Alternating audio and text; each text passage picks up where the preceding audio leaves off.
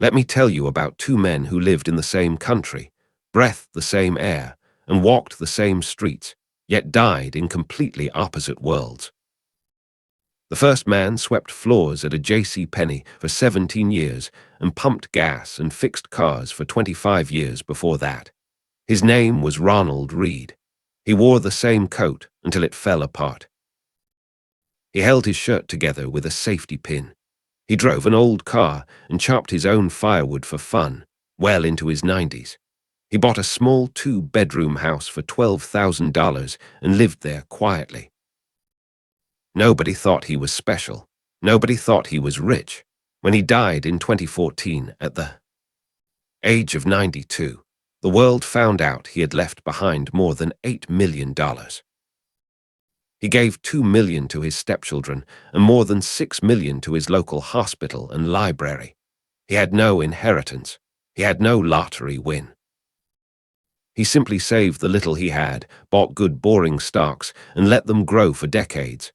Now meet the second man, Richard Foscon, Harvard-educated, a top executive at Merrill Lynch. So successful he retired in his 40s to become a philanthropist. He borrowed heavily to expand an 18,000-square-foot mansion in Greenwich that cost $90,000 a month just to maintain. Then the 2008 financial crisis arrived. His debt crushed him. His mansion was sold at a foreclosure auction for a fraction of its worth. And here is the part that stops you cold. Just 5 months before the humble janitor left his fortune to charity, the Harvard genius lost his home to bankruptcy. This is the whole book in one comparison. Doing well with money has almost nothing to do with how smart you are, and almost everything to do with how you behave. This is the psychology of money, and over the next stretch of time, I am going to walk you through every single lesson Morgan Housel teaches, with every story he tells, so that by the end you understand money not as math, but as human nature. Let us begin. Housel opens with a hard truth. A genius who loses control of his emotions can be a financial disaster. An ordinary person with no financial education can be wealthy if they have a few behavioral skills. To prove it, he tells the story of a technology executive who was brilliant, who patented a key piece of Wi-Fi in his 20s, and who was also childish with money.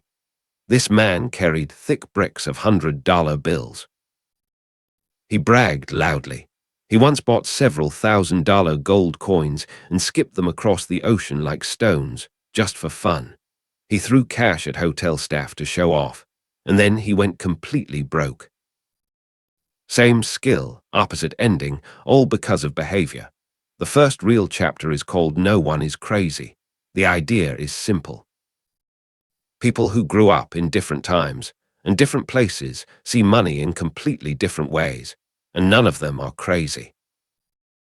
Your personal experience is maybe 0.0000001% of what has happened in the world, but it shapes around 80% of how you think the world works. Think about John F. Kennedy. During the 1960 campaign, someone asked him what he remembered about the Great Depression.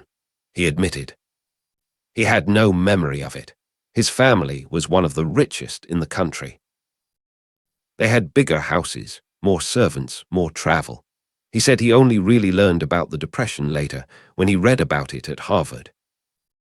The largest economic event of the century, and he lived through it without feeling it. Economists Ulrich Malmendier and Stefan Nagel studied 50 years of household finance data and found something striking. The way you invest. For the rest of your life is heavily anchored to what the economy did. When you were a young adult, if stocks were strong in your youth, you buy more stocks forever. If inflation was high, you avoid bonds forever. Bill Gross, one of the greatest bond investors ever, admitted he might be nobody if he had been born a decade earlier or later. His career simply landed in the perfect window of falling interest rates. To his father's generation, who lived through brutal inflation, Barns were wealth destroyers. Consider how different two lives can be. If you were born in 1950, the stock market went essentially nowhere during your teens and 20s once you adjust for inflation. If you were born in 1970, that same market grew almost tenfold in those years. Same country, same asset, completely opposite lessons burned into your brain. Housel points out how differently people experience the same moment. In November 2009, national unemployment was 10%. But for young black men who had dropped out of high school, it was 49%. For college-educated white women over 45, it was 4%. Same economy, entirely different realities. And look at the lottery. The lowest income households in America spend on average over $400 a year on lottery tickets, far more than wealthy households. Meanwhile, many of those same families cannot cover a $400 emergency. It sounds insane until you understand it. For a person with no path to a dream, that ticket is the only moment they can hold. Hope in their hand, the dream of a home, a vacation, freedom. It is not crazy, it is human. Then Housel reminds us how new all of this is. The idea of a dignified retirement is barely 2 generations old. Until the 1940s, most older men simply kept working. Social Security did not pay a real living wage until the 1980s. The 401k was born in 1978. The Roth IRA in 1998. These tools we treat as ancient wisdom are practically infants, which means nobody is a seasoned expert. We're all just figuring it out as we go. The second chapter is luck and risk, and Housel calls them twin brothers. Every outcome in life is guided by forces beyond your own effort. Nothing is 100% you. His proof is Bill Gates. In 1968, a teacher at Lakeside School convinced the Mothers Club to spend $3,000 from a rummage sale on an advanced computer. Gates was 13. Out of hundreds of millions of high school-age kids on Earth, only about 300 had access to a machine like that, and he was one of them. He himself later said that without Lakeside, there would have been no Microsoft. That is a 1 in a million stroke of luck, but luck has a dark twin. Gates had a best friend named Kent Evans, just as brilliant, just as obsessed with computers. The two of them dreamed of running companies together. Then Kent died in a mountaineering accident. Before finishing high school, the odds of dying that way were also about 1 in a million, same magnitude, opposite direction. One boy got lucky, one boy got risk. And it was never fully in their hands. When Housel asked the Nobel winner, Robert Shiller, what he wished he could know about investing, Shiller answered, the exact role of luck in successful outcomes. We can never truly measure it. Housel warns us to be careful judging success and failure. Cornelius Vanderbilt was told that his business moves broke the law, and he basically shrugged and said you cannot run a railroad by the rules of New York. We call that vision now, but it could easily have made him a criminal. John D. Rockefeller was called no better than a common thief by a judge. Even Benjamin Graham, the father of careful diversified investing, made most of his fortune from one giant, undiversified bet on GEICO, breaking his own rules. Mark Zuckerberg is a genius for rejecting a $1 billion offer for Facebook, while Yahoo is marked for rejecting Microsoft. Bold and reckless often look identical until the results come in. The third chapter is never enough, and it may be the most important warning in the book. The hardest financial skill is getting the goalpost to stop moving.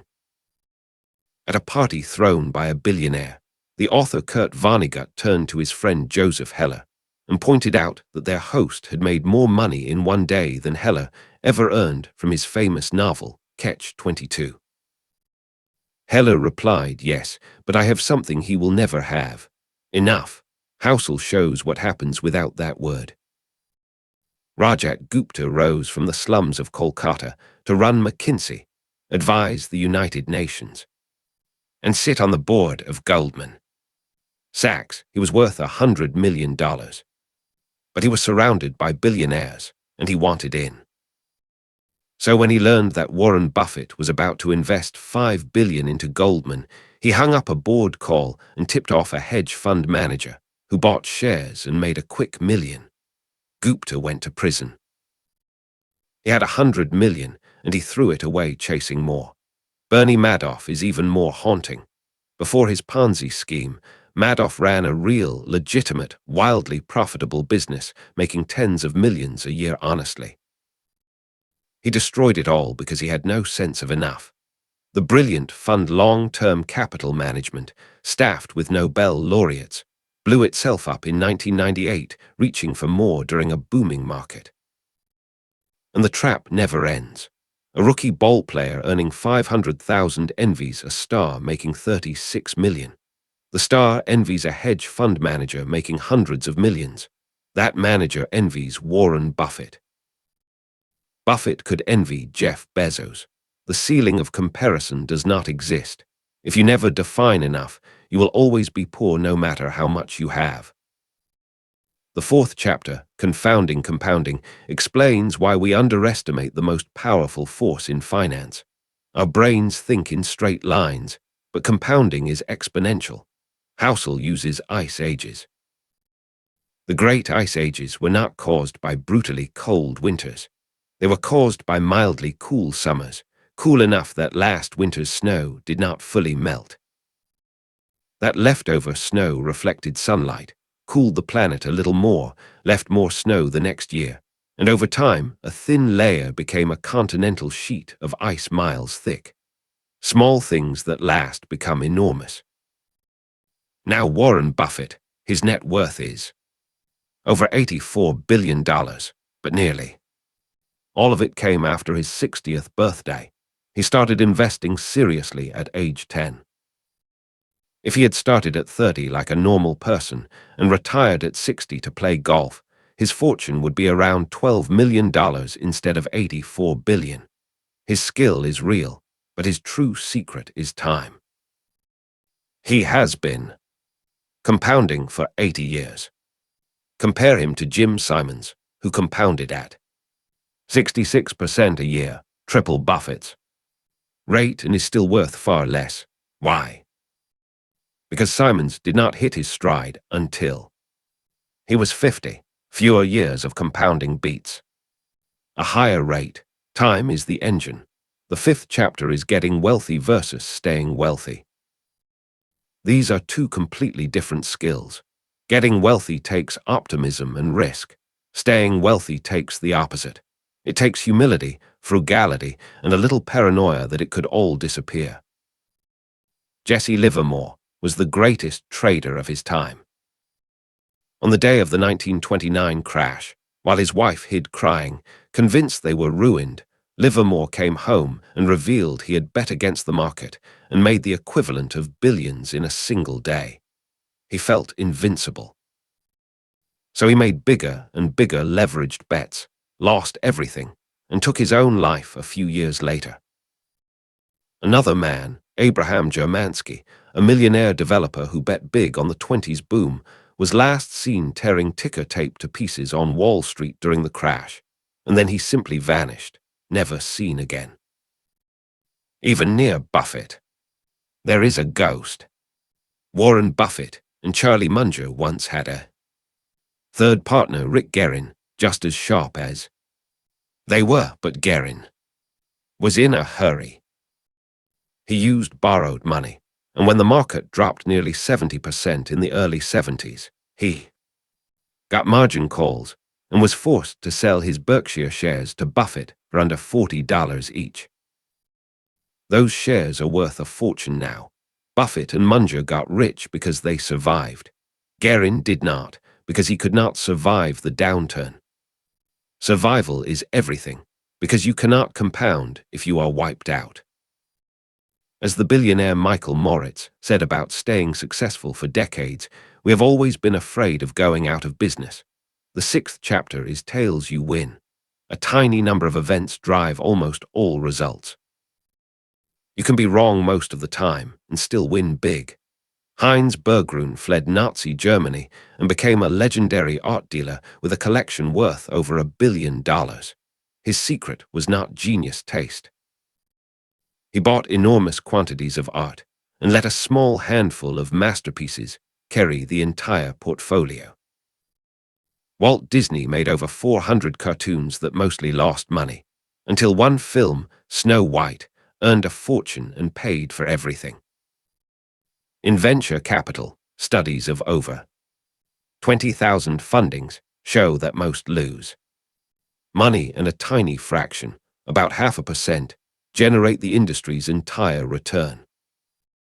Since 1980, 40% of all public companies essentially collapsed and never recovered, yet the market's huge gains came from just a small slice of superstar winners. Even the comedian Chris Rock works this way.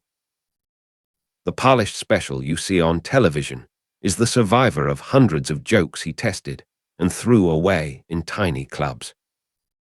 And Buffett admitted at a shareholder meeting that he has owned 400 to 500 stocks in his life and made most of his money on just 10 of them.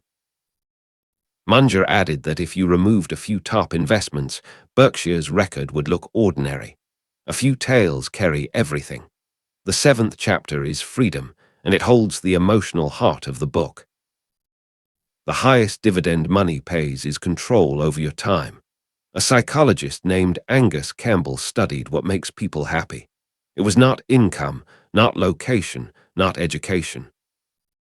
The strongest thread was a feeling of controlling your own life. Housel knew this firsthand.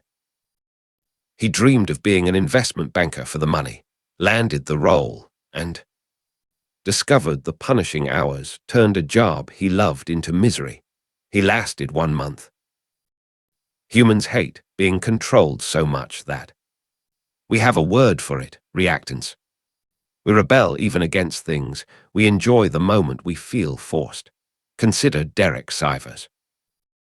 At 22, living in Manhattan on a small salary, he saved $12,000 by never eating out or taking cabs.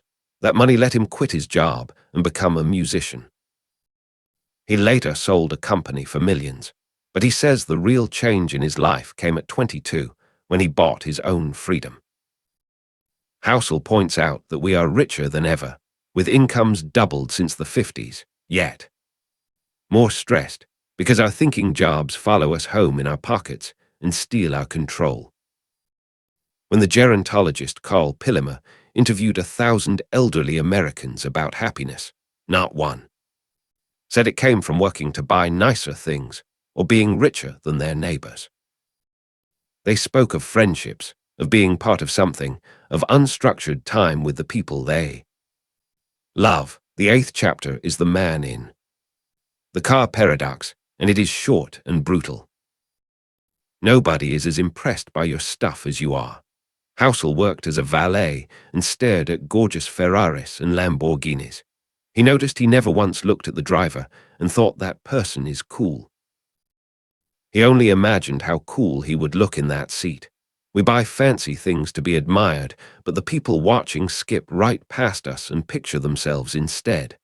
The car gets the admiration. You become invisible.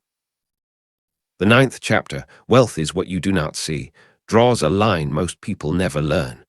Being rich is your current income spent, the visible cars and jewelry. Being wealthy is the money you did not spend, the invisible savings that give you options. A man Housel calls Roger drove a flashy Porsche, and everyone assumed he was loaded. Then one day he showed up in an old Honda. The Porsche had been repossessed.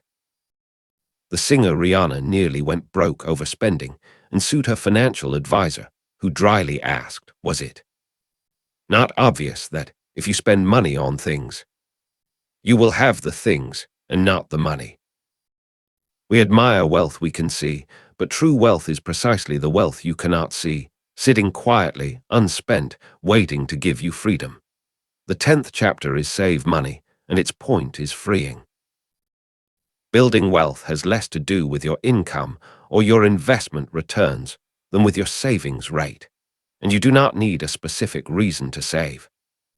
Savings without a goal are savings for a world that will surprise you.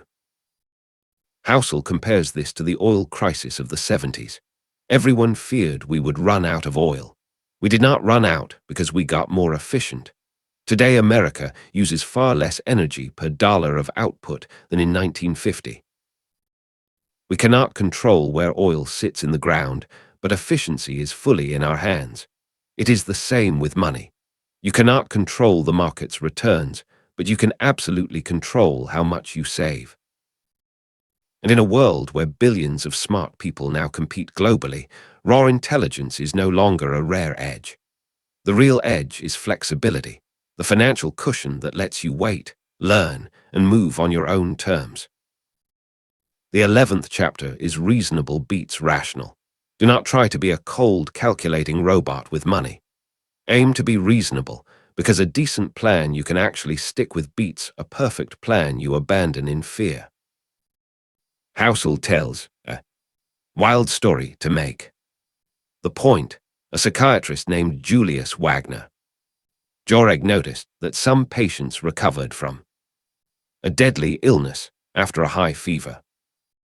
So he began deliberately infecting patients with malaria to trigger fevers, and it cured many of them, and he won a Nobel Prize.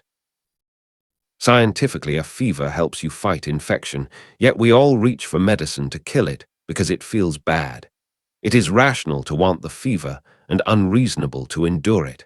Money is the same.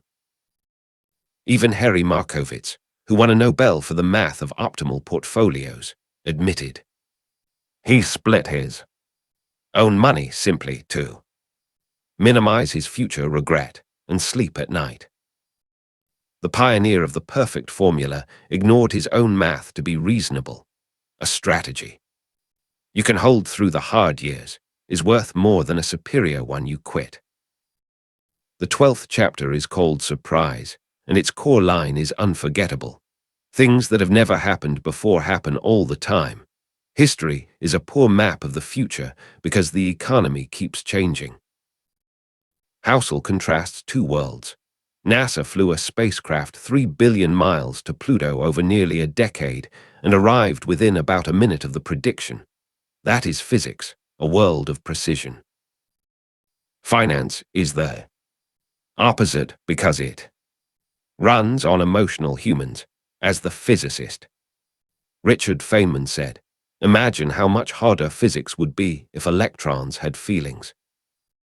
He notes that of the billions of people born across 2 centuries, a mere handful of individuals and unpredictable events, the Great Depression, the World Wars, the birth of the Internet, shaped the entire modern economy. Nassim Taleb points out that the ancient Egyptians tracked past Nile floods to prepare for the worst, never imagining the worst was yet to come. The Fukushima reactor was built to survive the biggest earthquake on record, and then a bigger one hit. When Daniel Kahneman was asked what investors should learn from being wrong, he said the real lesson is that the world is surprising. Plan for that. The 13th chapter is Room for Error, and the key sentence is this: the most important part of every plan is planning on your plan, not going to plan. Skilled blackjack card counters tilt the odds slightly in their favor, but they never bet.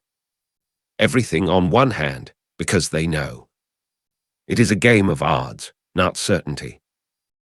You keep a reserve, so a streak of bad luck cannot end you. Housel warns that a spreadsheet might say you can survive a 30% drop, but it cannot capture how you will feel at night, lying awake, wondering if you have ruined your family. He tells a haunting story from the Battle of Stalingrad. A German tank division sat in reserve, and when it was finally needed, only 20 of over 100 tanks would start. During the weeks of waiting, field mice had nested inside and eaten through the electrical wiring. You can plan for every known enemy and still be undone by the field mice of life, the crazy thing nobody saw coming. So leave room. Give yourself margin so you can survive the unimaginable and keep compounding. The 14th chapter is You Will Change, and it is about humility toward your own future self. Psychologists call it the end of history illusion. At every age we believe we have finally become who we will always be, and at every age we are wrong.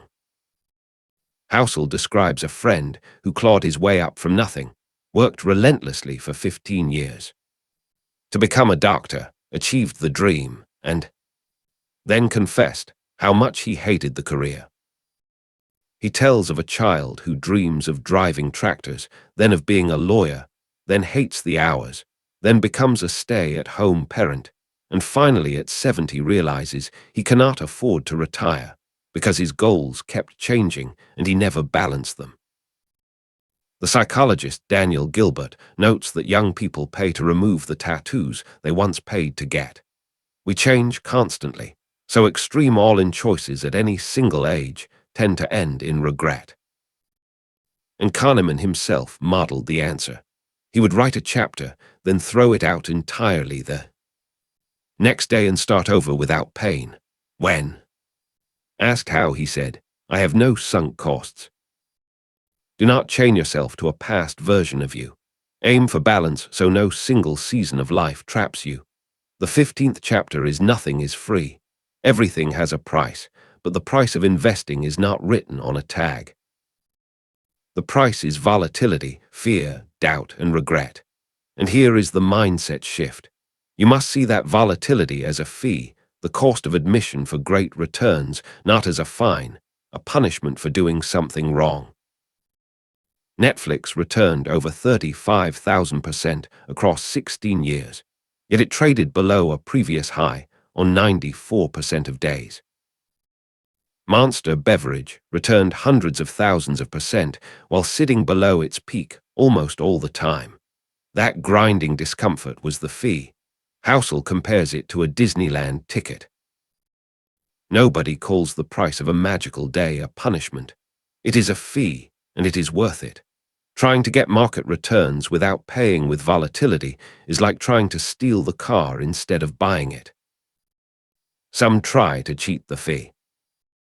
Jack Welch smoothed General Electric's earnings for years by pulling future profits forward, and it shielded shareholders from the fee for a while, until the bill came due and modern GE holders paid it all at once with catastrophic losses.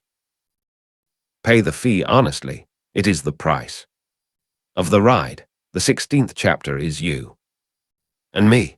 Beware taking financial cues from people who are playing a different game than you are.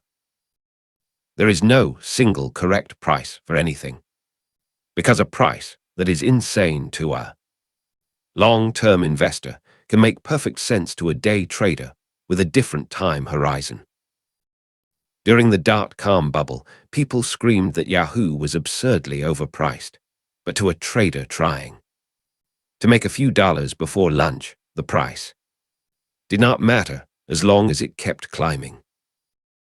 Bubbles form when the people setting prices shift from long-term investors to short-term traders. In the housing boom, buying an overpriced Florida home to raise a family was foolish, but to a flipper reselling in months, it was rational, and flipping exploded. Cisco once rose to a valuation that implied it would soon be bigger than the entire US economy, because long-term investors were copying short-term traders. Know your own game. Do not let someone playing a different one talk you into their moves.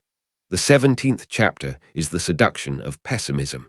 Pessimism always sounds smarter and more responsible than optimism.